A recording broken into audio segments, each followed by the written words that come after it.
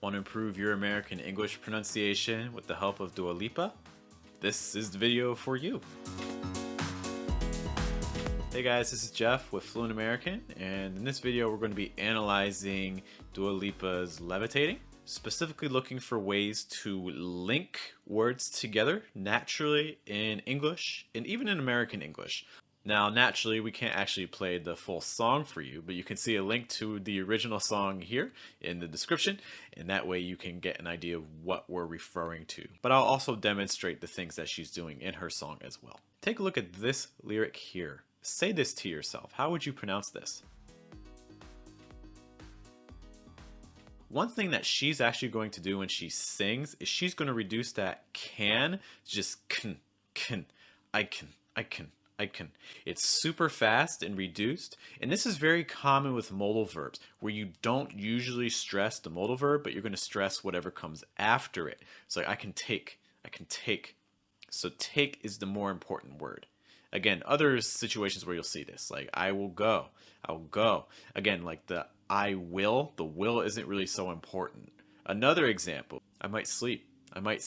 So again, in this case, the might's not really so important. The sleep, your base verb, is the more important word. So this is something that you're going to see a lot with modal verbs. You don't usually need to stress them. Instead, the emphasis is normally going to fall on whatever base verb comes afterwards. How would you say these lyrics? Don't forget, subscribe to the channel. Something that all these are going to have in common is you're going to see these T's that are then followed by Y's or U's. And what typically is going to happen in English, if one word ends on a T sound and the next word starts with like this Y sound, it's actually going to become like a ch. So for example, this first one here, I got you. Instead of saying I got you, it's more like I got you. You could even reduce the U. So sometimes if you hear this in speaking, instead of hearing I got you, you may hear this shortened to I gotcha. For the second one, I believe that's sure for me. So that sure.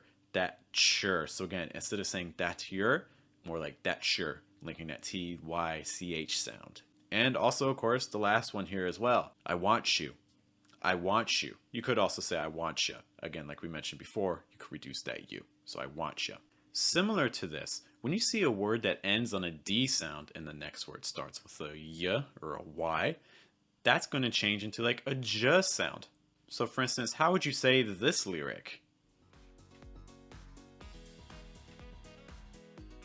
I need you. So notice that instead of I need you, it becomes I need you. That D again getting softened into a J sound, like you see in judge, or just, need you.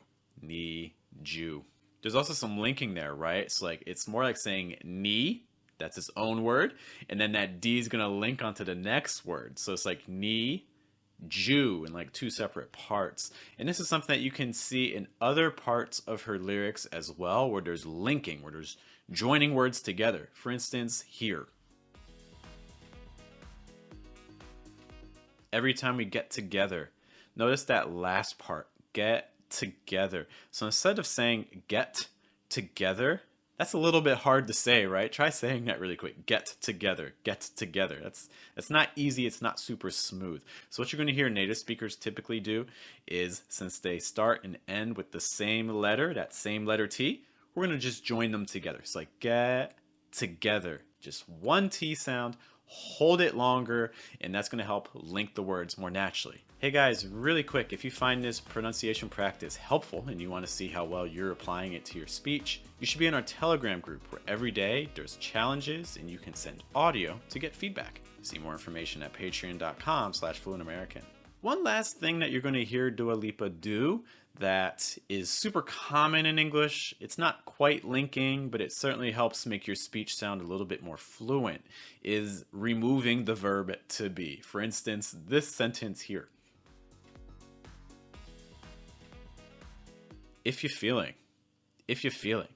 We've already talked about that reduction with you, often becomes like yeah, but notice that instead of saying if you are feeling, what's very common for native speakers to do is to remove the verb to be.